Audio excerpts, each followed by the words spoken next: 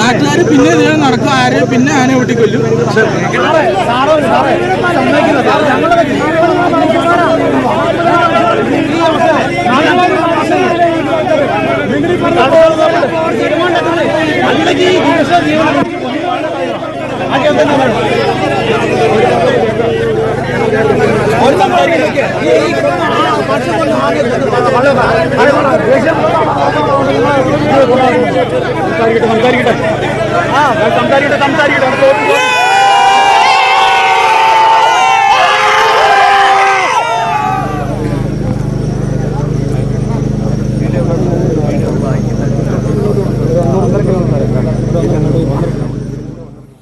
നമസ്കാരം, സ്പോട്ട് ലൈവിലേക്ക് സ്വാഗതം.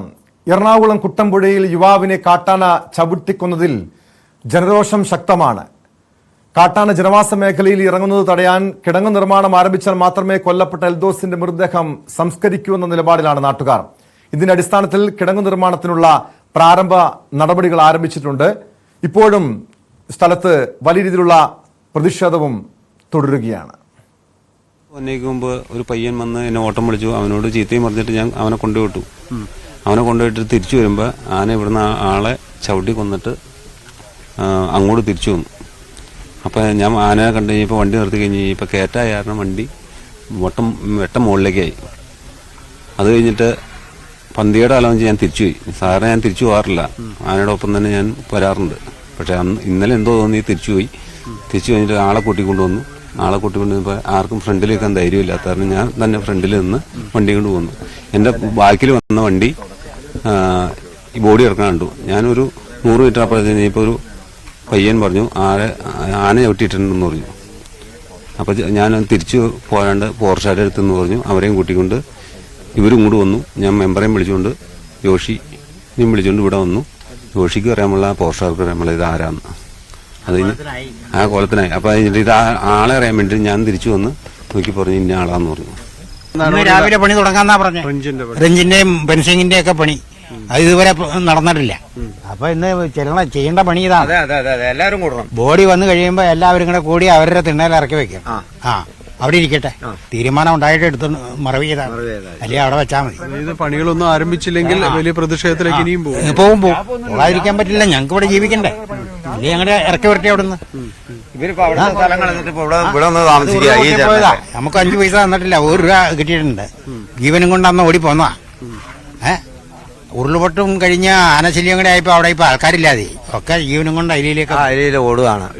5 അടി വീതിക്ക് ഇവിടെ കോൺക്രീറ്റ് കെട്ടി ആണിയടിച്ച് നിലനിർത്തിയാലാണ് ആനകൾ വനത്തിൽ നിന്ന് നാട്ടിലേക്ക് ഇറങ്ങാതിരിക്കുള്ളൂ.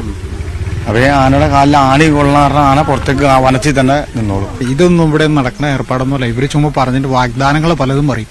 ഒരു കാര്യങ്ങളും ഇവിടെ നടപ്പാക്കാറില്ല ആരും. ചുമ്മാ ഓരോരോ കാര്യങ്ങൾ ഇവിടെ എത്ര ആൾക്കാർ മരിച്ചാലും ഇവിടെ ഇതിങ്ങനെ ഒന്നുമില്ല. കുറെ ആൾക്കാർ, കുറെ രാഷ്ട്രീയക്കാർ ഇവിടെ 2 പാർട്ടി ഭരിക്കേണ്ടത്. അവർ 5 വർഷം കഴിയുമ്പോൾ ഇറങ്ങിപ്പോവും. അടുത്ത 5 വർഷം കഴിയുമ്പോൾ വേറെ പാർട്ടിക്കാർ വരും. അവർ പറഞ്ഞാലും ഇവർ പറഞ്ഞാലും ഒക്കെ ഈ സംഭവം തന്നെ നടക്കുള്ളൂ. ഇതൊന്നും നടക്കൂല, ഒരു കാര്യവും നടക്കൂല. ഇവർ ചുമ്മാ പറയും അടുത്ത വോട്ടിന് വേണ്ടി. ഇപ്പൊ പറയും ഇപ്പൊ ഞാൻ അടുത്ത ഇലക്ഷൻ വരാൻ പോകുമല്ലോ, ഞാൻ അടുത്ത വോട്ടിന് വേണ്ടി ഈ കാര്യങ്ങളൊക്കെ പറഞ്ഞ് ഇവർ ഇങ്ങനെ ധരിപ്പിച്ചുകൊണ്ടിരിക്കും. ജനങ്ങൾ വെറും പൊട്ടന്മാരാ. ഇതിന് നടക്കാമെന്ന് മാത്രമേ ഉള്ളൂ. കടന്നു വരുന്ന മൃഗങ്ങളെ ഏത് വിധേന അത് നഷ്ടപ്പെടുത്താനുള്ള ഒരു അനുവാദം കൊടുക്കണം. ഫോറസ്റ്റുകാർ ശരിയും കൊടുക്കണം. ഇപ്പൊ എന്റെ വീട്ടിലേക്ക് ഞാൻ കാണിച്ചു തരാം ആനേനെ. എന്റെ വീടിന്റെ തൊട്ട് പുറകിൽ വെക്കുന്നുണ്ട് ആന പോർഷനകത്ത്. ഫെൻസിങ് ഇട്ടു, അത് സംരക്ഷിക്കില്ല. ആന വരും, ചവിട്ടി പിടിച്ച് കളയും. അത് കഴിഞ്ഞിട്ട് ഇവരോട് സാറേ എങ്ങനെയാണെന്ന് പറഞ്ഞു കഴിഞ്ഞാൽ അവർ അങ്ങോട്ട് തിരിഞ്ഞു പോലും നോക്കില്ല. ഈ കഴിഞ്ഞ ദിവസം നമ്മുടെ ഒരു ലോട്ടറി വിൽക്കുന്ന ഒരു മനുഷ്യനെ ആന കുത്തിയിട്ടിട്ട് വിളിച്ചു പറഞ്ഞിട്ട് അവർ തിരിഞ്ഞു പോലും നോക്കിയില്ല. ഞങ്ങളെ നാട്ടുകാരെല്ലാം കൂടെ കൂടി വാരിക്കൂട്ടി എല്ലാം റെഡിയാക്കി പെറുക്കി എടുത്തു വിട്ടത്. ഇതാണ് ഫോറസ്റ്റ് ഡിപ്പാർട്ട്മെന്റിന്റെ കുഴപ്പം. അവര് നമുക്ക് അവരോട് വ്യത്യാസമൊന്നുമില്ല. നമ്മളൊരാവശ്യം പറഞ്ഞു കഴിഞ്ഞാൽ ഒന്ന് വന്ന് നോക്കാനോ ഒന്ന് സഹകരിക്കാനോ ഇതൊന്നും അവർ ചെയ്യില്ല. അവർക്ക് തിന്നുക, വല്ല ഭക്ഷണമൊക്കെ കഴിച്ചാൽ ആവശ്യമായിട്ട് ആ ഓഫീസിലിരിക്കുക. ഇതാണ് അവരുടെ ചുമതല. ഞാനൊരു ഓട്ടോ ഡ്രൈവറാ. ഞാൻ 2 ആഴ്ച മുമ്പ് അവിടുന്ന് വീട്ടിൻ്റെ അവിടെ 8-10 ഓട്ടോ കൊണ്ട് വന്നപ്പോൾ ആന ഈ ആനന്ദ് തന്നെ എന്നെ ഓടിച്ചിട്ട് ഞാൻ ഓടിക്കൊണ്ട് ഓട്ടോയിൽ നിന്ന് ഇറങ്ങി ഓടി. എന്നിട്ട് ഓട്ടോ മറ്റേ അടിച്ച് എൻ്റെ ബമ്പർ കൊടിഞ്ഞു പോയി. ഞാൻ തമിഴ്നാട്ടിൽ ഞാൻ രക്ഷപ്പെട്ടു പോയത്. തൊട്ടപ്പുറം വഴിയുണ്ട്, അപ്പോൾ ഈ കൊച്ചുനാശ്ശേരി എന്ന് പറയും. ആ വഴിക്കാണ് എന്നെ ആന ഓടിക്കണേ. ഞാൻ ഓടിക്കൊണ്ട് ഓട്ടോന്ന് ഇറങ്ങി ഞാൻ ഓടിയത് ഡ്രൈവർ സീറ്റിൽ നിന്ന് പോയിട്ട് വണ്ടി ഒന്ന് മരത്തടിച്ച് എൻ്റെ അത് ബമ്പറൊക്കെ ഒടിഞ്ഞു പോയി. ഞാൻ തമിഴ്നാട്ടിൽ ഞാൻ രക്ഷപ്പെട്ടു പോയത്.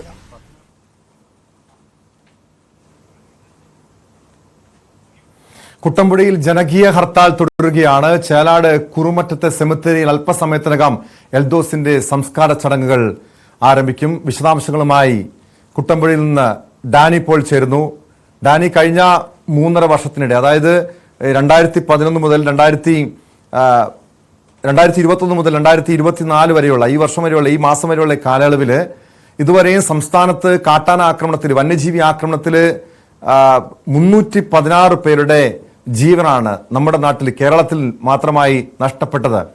ഇവിടെ ഓരോ സംഭവങ്ങൾ ഉണ്ടാകുമ്പോഴും വലിയ പ്രഖ്യാപനം വരും, ഈ പ്രശ്നത്തിന് പരിഹാരം ഉണ്ടാകുമെന്ന് വരും. പക്ഷേ ഇതുപോലെ ഈ വനത്തോട് ചേർന്ന മേഖലകളിൽ താമസിക്കുന്നവർ, മലയോര മേഖലകളിൽ താമസിക്കുന്നവർ ഇപ്പോൾ അവരുടെ ഭീതി ഇപ്പോഴും മാറാത്ത അവസ്ഥ.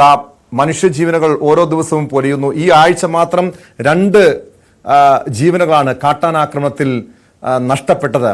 ഇപ്പോഴും ഈ കുട്ടമ്പുഴ ഉൾപ്പെടുന്ന പ്രദേശങ്ങളിൽ പ്രതിഷേധം തുടരുകയാണോ? എപ്പോഴാണ് എൽദോസിന്റെ സംസ്കാര ചടങ്ങുകൾ നടക്കുന്നതും? ഡാനി.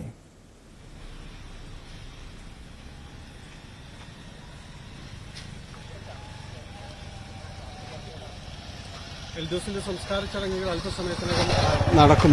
ഇപ്പോൾ വീട്ടിലേക്ക് കൊണ്ടുപോയിരിക്കുകയാണ്. ഇവിടെ നിന്ന് ഏതാണ്ട് 2 കിലോമീറ്ററോളം ദൂരത്താണ് വീടുള്ളത്.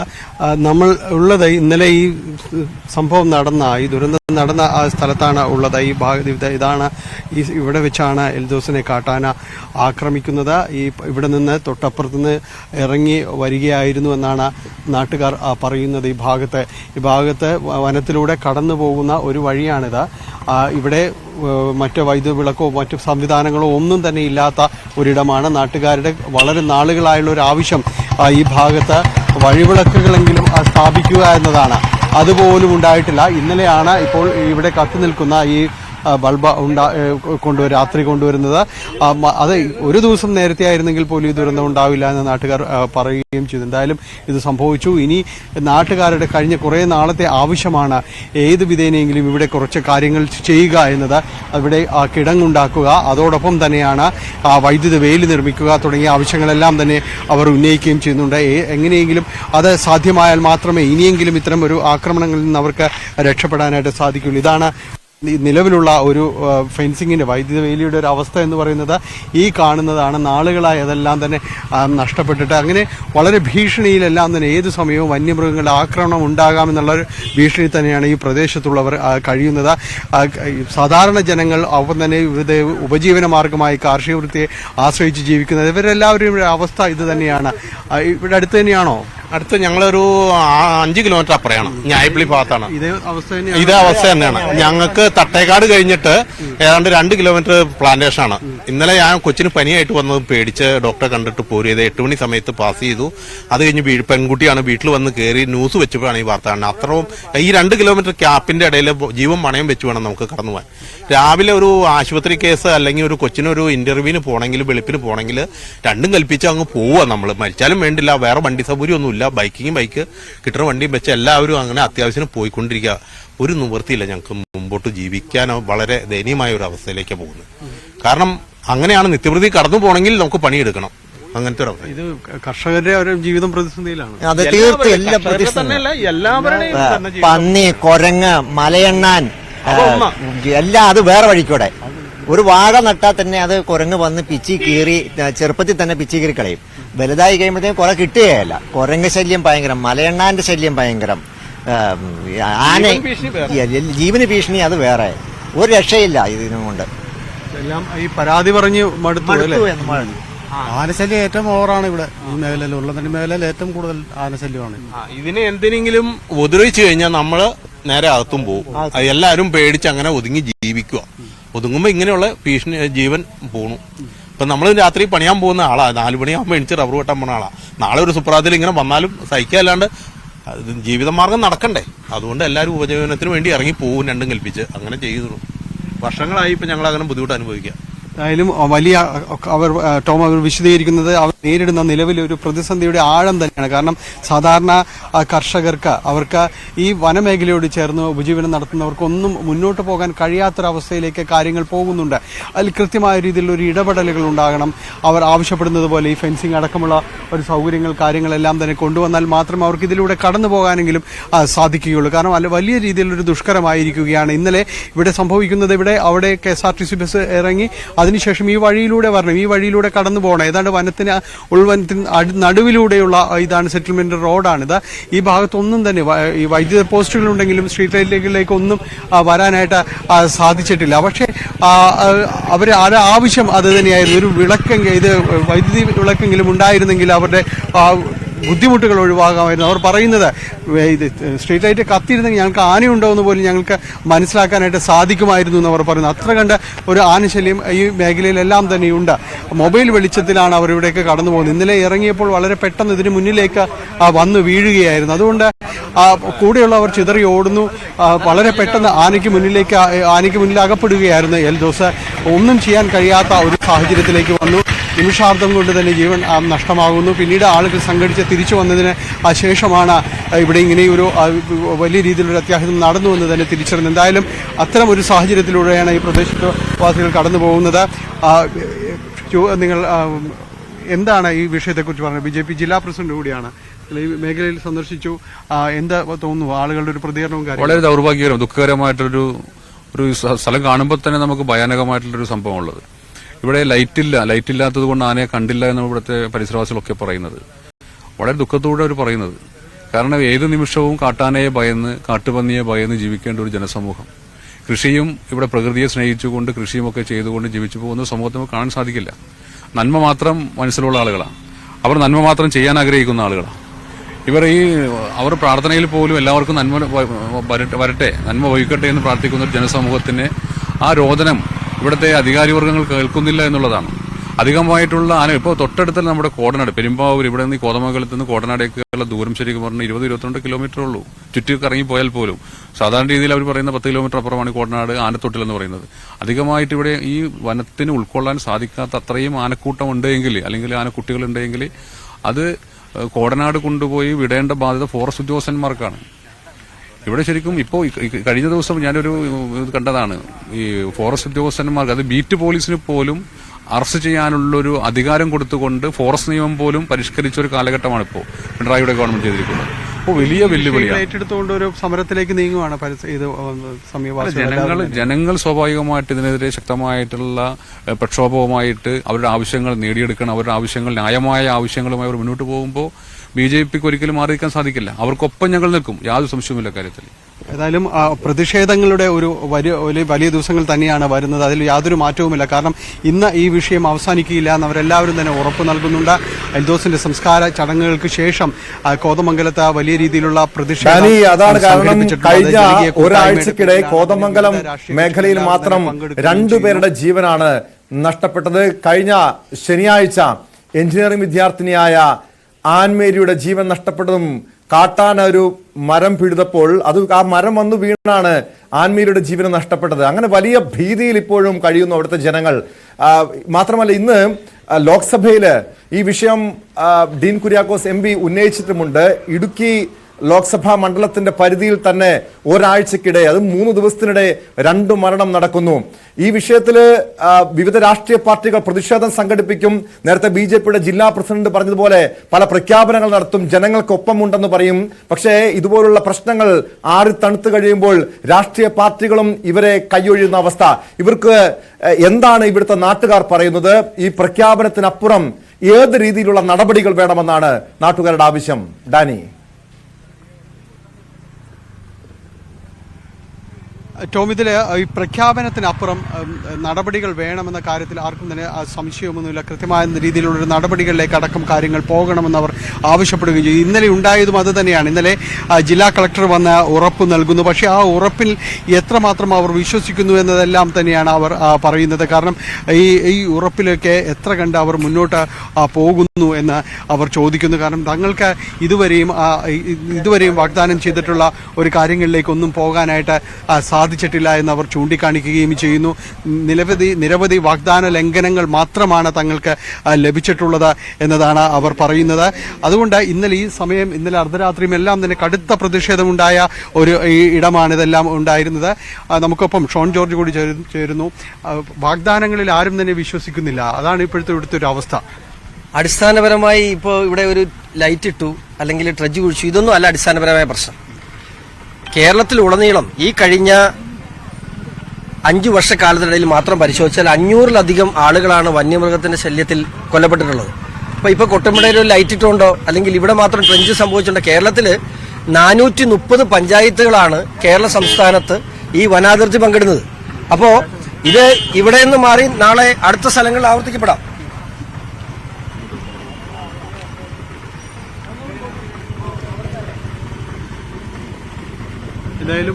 അത്തരം കാര്യങ്ങൾ ഇനിയും ഉണ്ടാകും. അല്ല, ഇന്ന് ഇവിടെ കുട്ടമ്പുഴയിലാണെങ്കിൽ നാളെ ഇത് കേരളത്തിന്റെ 430 പഞ്ചായത്തിൽ എവിടെയും ആവർത്തിക്കണം.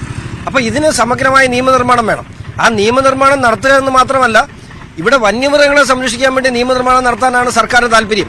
ഇപ്പോൾ വന്നിട്ടുള്ള ഈ നവംബർ 1-ാം തീയതി ഗസറ്റ് പബ്ലിഷ് ചെയ്തിട്ടുള്ള കേരള ഫോറസ്റ്റ് ആക്ട് അമെൻമെന്റ് ബില്ലിൽ ഫോറസ്റ്റ് ഡിപ്പാർട്ട്മെന്റിന് അനധികൃതമായ അധികാരങ്ങൾ, സുപ്രീം കോടതി റൂളിംഗിന് വിരുദ്ധമായി അനധികൃത അധികാരങ്ങൾ കൊടുത്തിരിക്കുകയാണ്. ബീറ്റ് ഓഫീസറിന് പോലും ആളുകളെ അറസ്റ്റ് ചെയ്യാൻ, സാധാരണക്കാരെ കുടിയേറ്റ കർഷകരാണ് ഈ നാട്ടിലുള്ളത്, ആ കുടിയേറ്റ കർഷകരെ അറസ്റ്റ് ചെയ്യാനുള്ള അവകാശം ബീറ്റ് ഓഫീസർമാർക്ക് കൊടുക്കുന്ന നടപടിയാണ് സ്വീകരിച്ചിട്ടുള്ളത്. കേരളത്തിൽ 2000 ആനകൾ ആണ് കേരളത്തിന്റെ ഫോറസ്റ്റിന്റെ കപ്പാസിറ്റി.